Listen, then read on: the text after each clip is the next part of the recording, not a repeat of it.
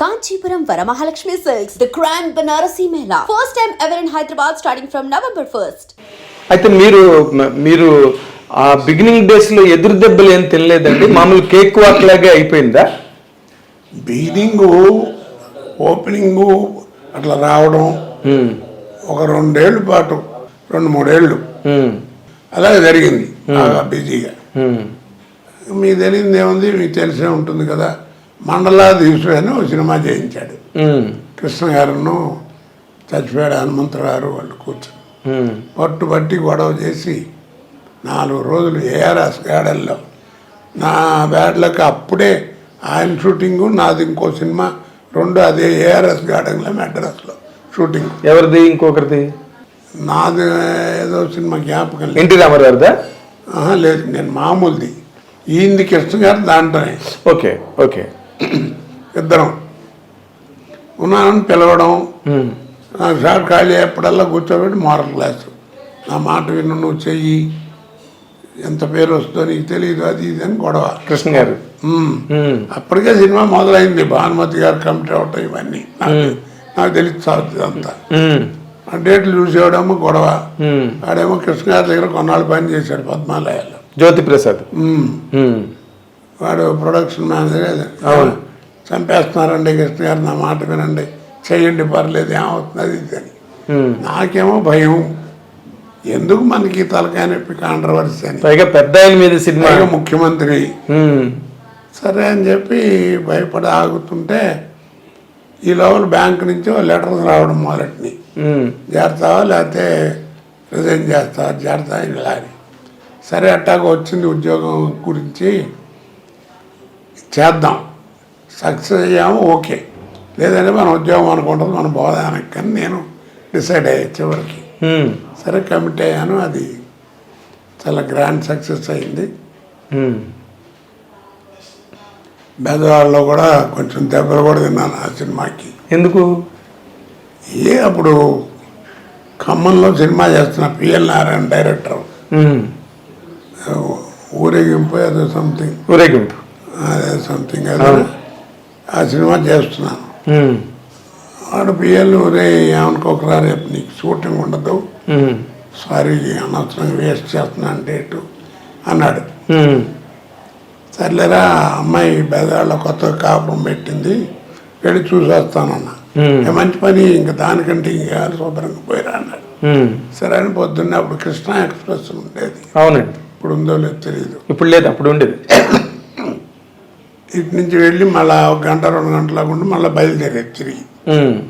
సరే దాంట్లో వెళ్ళేవాడు. విజయవాడ అంతా రైల్వే స్టేషన్ అంతా పచ్చ జెండాలు నాన్న హడావిడిగా ఉంది, తెలుగుదేశం హడావిడి అంతా. రామారావు ఆ ఊళ్ళో విశ్వబ్రాహ్మణులకి కళ్యాణ మండపం ఏదో ఉంటే దాన్ని ఓపెనింగ్కి వచ్చాడు. అప్పుడు పేపర్లో కూడా వచ్చింది, పూర్ణ కుంభంతో వాళ్ళు ఇన్వైట్ చేస్తే వెండి దాంతో అది ఆయన తీసుకుని వచ్చేసాడని పేపర్ అంతా చెప్పుకున్నారు జోక్గా. జోకో నిజం ఏదో సంథింగ్. నేను కంగారు పడుతూనే ఉన్నా, అయ్యా బాబోయ్ ఏదో ఈ జెండాలు ఇన్ని ఉన్నాయి, ఎట్లా ఉన్నాయన ఏంటి అనుకుంటూనే ఉన్నాను. ట్రైన్ ఎలా దిగాలని దిగాను, దిక్క తప్పదు కదా. అవును. సరే దిగి ఆ ప్లాట్ఫారం పక్కన ఒక పక్క నుంచున్నా, నెమ్మదిగా నడుచుకుంటూ వచ్చా. ఏంటంటే రామారావు వచ్చారు, వెళుతున్నారు అనేది. ఇదే కృష్ణాకి తిరిగిదానికి వెళ్ళాలి ఆయన. ఒకటే ప్లాట్ఫారం అయిపోయింది. చూశారు, రే కోటగాడు వచ్చాడని బెల్లమని మీద పడి నానా బీభత్సలే, బూతులు గీతులు కొట్టారండి. ఒకడైతే ఇద్దరు ముగ్గురు పటపట వేసారు దెబ్బలు. అది నీచంగా ఉందని చెబితే ఇలా బూతులు స్టోజర్ తిట్టడం చేయటం చేస్తుంటే ఏం చేయాలి అర్థం కాదు. చచ్చిపోతానేమని భయం. అదేలే, లక్కీగా అటు ఇటు దొల్లిగడు తప్పని తుడితే ఆ పక్క నుంచి పారిపోయా. బయటకు వచ్చి రిక్షా ఎక్కాను నుంచుని, ఓపెన్ టాప్ రిక్షా అంటే. సరే అందలేదు. ఆ టైంలో పోలీసు వాళ్ళు వచ్చి మొత్తానికి పంపించారు. అలాగా బ్యాడ్ ఇన్సిడెంట్లు కూడా జరిగినాయి చెప్తున్నా. అదే కాకపోతే నాకేంటంటే దానివల్ల సినిమాలు పోయినాయా భయం ఉండేది కాదు. ఎందుకంటే కృష్ణ గారు మంచి ఫామ్లో ఉన్నాడు అప్పుడు. నెలకు ఒక సినిమా రిలీజ్ అయ్యి ఇంచుమించు ఏదో సినిమా. అదేలే, ఆ సినిమాలు అన్నిట్లోనూ వేషాలు ఉండేవి నాకు. అదేలేండి, ఆయన వాళ్ళకి మారల్, మీరు మంచి నటుడు అవడమే కాకుండా మారల్ రెస్పాన్సిబిలిటీ కూడా ఉంది కదా. ఆయన చెప్పకుండా అన్నింట్లోనూ ఉండేది. తర్వాత తెలిసేది ఏమైందంటే కృష్ణ గారు చెప్పారండి అని మామూలుగా అంటారు కదా. అలా నాకు అందువల్ల నాకు సినిమాల్లో వేషాలు లేవని బాధ లేదు. కాదు, ఇప్పుడు ఇలా మీరు దెబ్బలు తిన్నారు విజయవాడ స్టేషన్లో కృష్ణ గారికి తెలిసిందండి? కృష్ణ గారికి చెప్పారు ఎవరైనా? వచ్చిన తర్వాత కృష్ణ నవ్వుకుంటూ ఆయన ఏమైనా కొట్టారంట కదా ఆయన సరదా అవతరాలని గమనించడం అంటే జోక్. అవును, ఆయన సినిమా పోయినా ఆయన అలాగే మాట్లాడి. అవును, దానికి ఒక ఉదాహరణ ఉంది. ఒక సినిమా రైతు బిడ్డ ఒక సినిమాలో ఎదురుకుండా భరద్వాజ ఆఫీస్ ఉండేది ఎదురుకుండా, వాళ్ళ నాన్నగారి ఇంట్లో ఎదురుకుండా ఇంట్లోనే. అక్కడ ఉండేది చిల్లర కళ్యాణం వాళ్ళు సినిమా తీస్తున్నారు. నా దగ్గర డేట్లకు వచ్చారు, 15 రోజులు ఎంతో కావాలని. డైరీ ఇది సంఘాన్ని చూపిస్తే ఖాళీ లేదు. ఏదో ఒక రోజు 2 రోజులు అంటే అడ్జస్ట్ అది లేదు.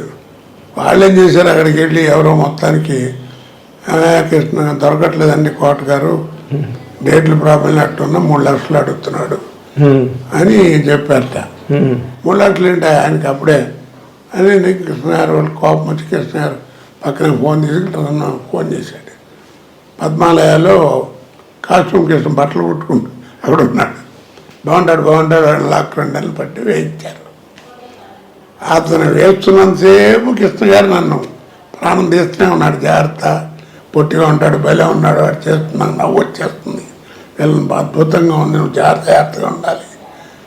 నిన్ను చూసి సత్యనారాయణ గారు లేటబ్బా వణికారు, నువ్వు ఇంకా అంతకంటే ఎక్కువ వణకాల్సి వస్తుంది, అది ఇది. వాళ్ళకంటే పౌరాణిక సినిమాలు అన్నీ ఉన్నాయి, నీకేమి లేవు, సోషల్ అది ఇది అని ఏడిపించేవాడు. ఏం చేస్తామండి నేను అనుకుని ఊరుకునేవాడిని. డేట్లు లేవు కదా, ఏం చేయాలి, కర్మ అట్ట చెప్పారు చేశారని మనకు తెలియదు కదా. అవును, ఇవన్నీ తర్వాత తెలిసింది. ఆ సినిమా తెనాల్లో చిట్టి అంటారే మహారాజు కొడుకు, అవును, తిరుపతి చిట్టి, వాడు డైరెక్షన్లో రైతు బిడ్డ ఏదో సినిమా చేస్తున్నా. అక్కడ ఈయన హీరో. రైతు భారతమా కాదు, రైతు బిడ్డ లాంటిది ఏదో. Okay okay. సినిమా చేస్తుంటే కోట సినిమా పోయింది, ఫ్లాప్ అయింది, అట్టర్ ఫ్లాప్.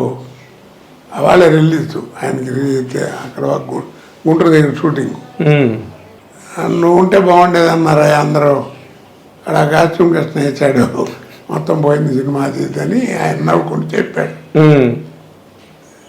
మాట్లాడవేమిటి అన్నాడు.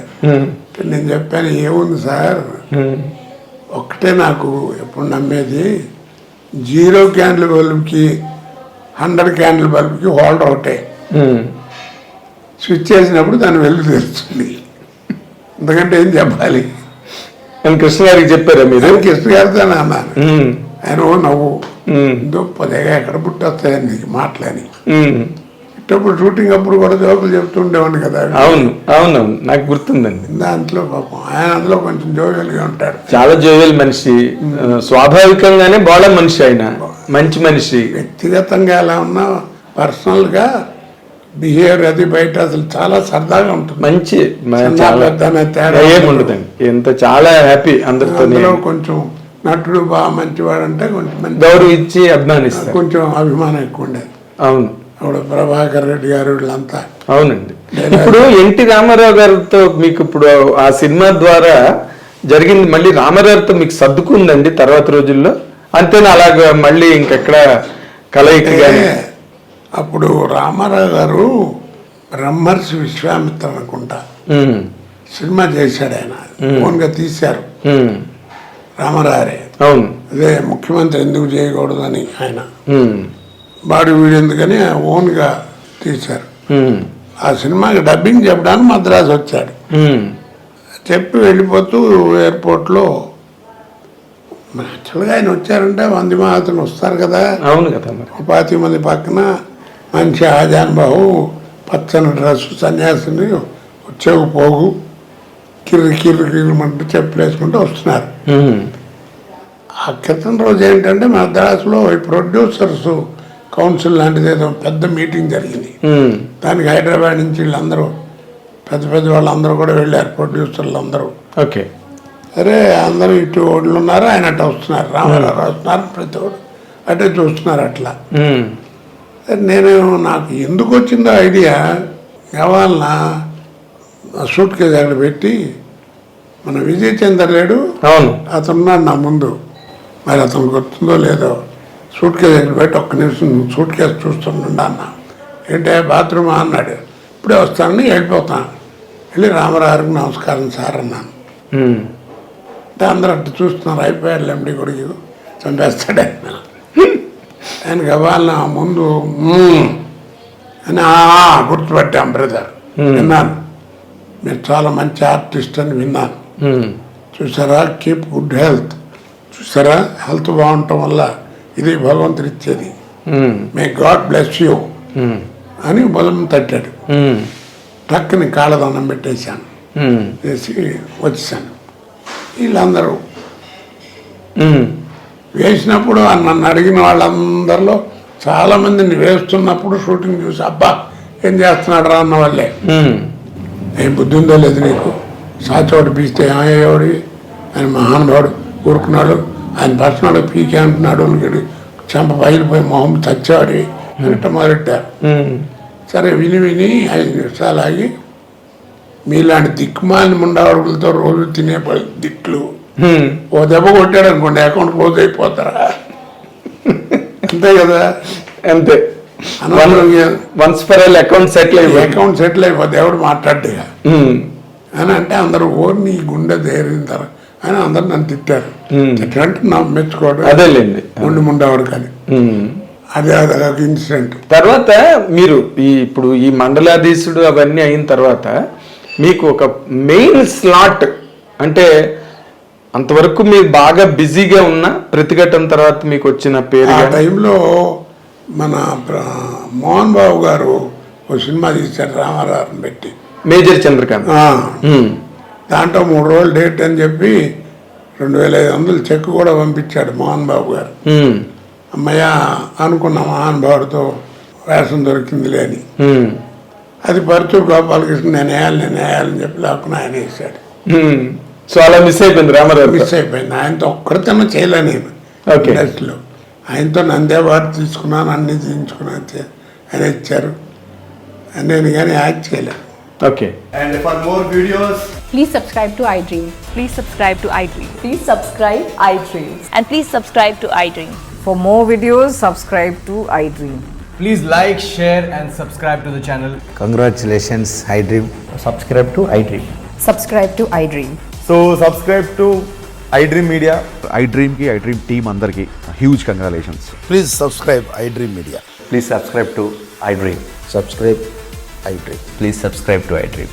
iDream అంటే నా కళల ఛానల్ సబ్స్క్రైబ్ చేసుకున్న నోరు తిరుగుతలేదు, మీరైతే గంట గుర్తు కొట్టండి. For more such videos, please subscribe to iDream.